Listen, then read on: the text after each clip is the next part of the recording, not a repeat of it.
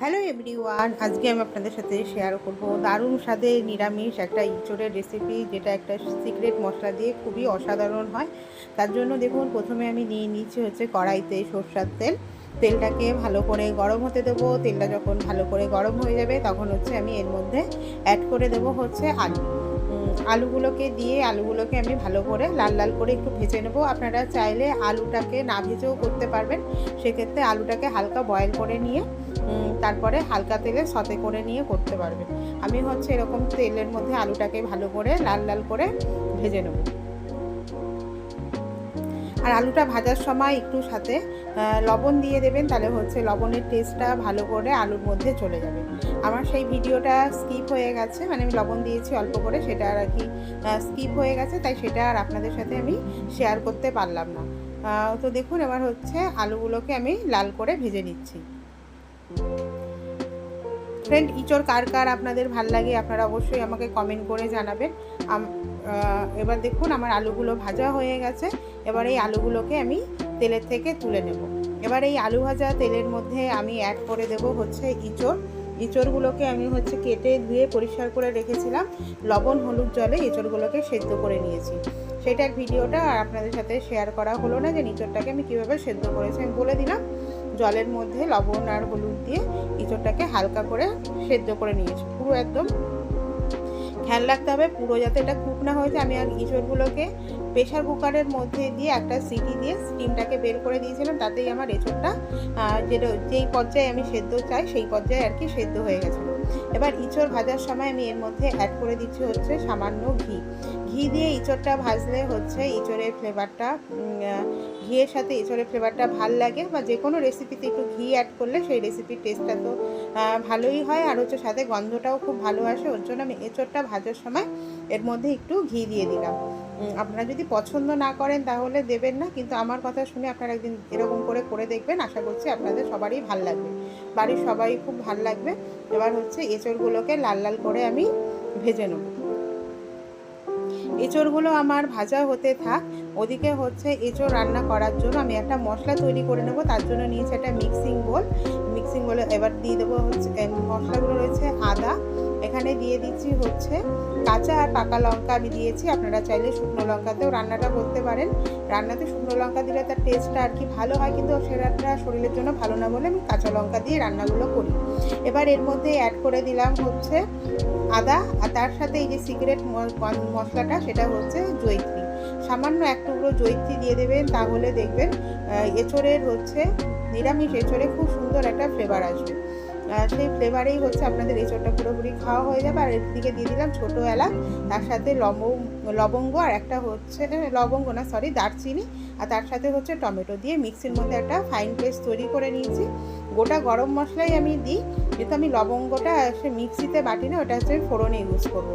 এবার দেখুন, এঁচড়গুলো আমার লাল লাল করে ভাজা হয়ে গেছে। এবার এঁচড় ভাজা তেলের মধ্যে আমি দিয়ে দিলাম হচ্ছে তেজপাতা, শুকনো লঙ্কা, আর ওই যে লবঙ্গ বললাম যেটা হচ্ছে আমি বাটিনি মিক্সিতে, সেই লবঙ্গটা, তার সাথে দিয়ে দিলাম কিছুটা গোটা সাদা জিরে দিয়ে দিয়েছি। আপনাদের কাছে যদি শাহি জিরে থাকে সেটা ফোড়নে দেবেন, তাহলে দেখবেন রান্নার ফ্লেভারটা পুরো সম্পূর্ণ খুব আলাদা আসবে। এঁচড়ের রেসিপি হচ্ছে নিরামিষ এঁচড়ের থেকে এঁচড় চিংড়িটাই আর কি বেশি ভাল লাগে আমার মনে হয়, বা পেঁয়াজ দিয়ে এঁচড়। কিন্তু এরকম করে এই মশলাগুলো যদি সামান্য কিছু মশলা অ্যাড করেন, তাহলে দেখবেন এঁচড়টা হচ্ছে টেস্ট তো হবেই, কিন্তু হচ্ছে তার ফ্লেভার, এত সুন্দর ফ্লেভার আসে, যাতে হচ্ছে আপনার বাড়ির লোকেরা হচ্ছে একবারের জায়গায় দুবার করে চেয়ে আপনাদের থেকে এঁচড়টা খাবে। এবার দেখুন, আমি এর মধ্যে দিয়ে দিলাম হচ্ছে বেটে রাখা সেই মশলাটা, যার মধ্যে ছিল এক টুকরো জয়িত্রী, কিছুটা হচ্ছে ছোটো এলাচ আর লবঙ্গ, আর টমেটো আর আদা আর কাঁচা লঙ্কা বাটা। এটা দিয়ে এবার তেলের মধ্যে মশলাগুলোকে আমি ভালো করে কষিয়ে নেব। এই মশলাগুলোকে ভালো করে ভেজে নেব যতক্ষণ না মশলা থেকে পুরো কাঁচা গন্ধটা ছেড়ে যায়।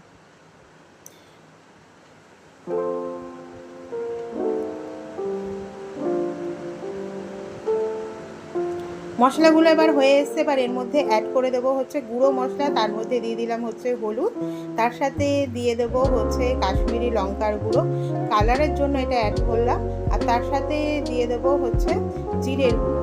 কাশ্মীরি লঙ্কার গুঁড়োটা অপশনাল, চাইলে দিতে পারেন, না চাইলে নাও দিতে পারেন, কিন্তু আমি যে কোনো রান্নাতে একটু কাশ্মীরি লঙ্কার গুঁড়ো দিই। সেটা হচ্ছে রেগুলার রান্না না, মাঝে মধ্যেই তো এঁচোড় বা এই গরমের সময় এইগুলো তো মানে মাঝে মধ্যে রান্না হয়, সব সময় তো আর রান্না হয় না।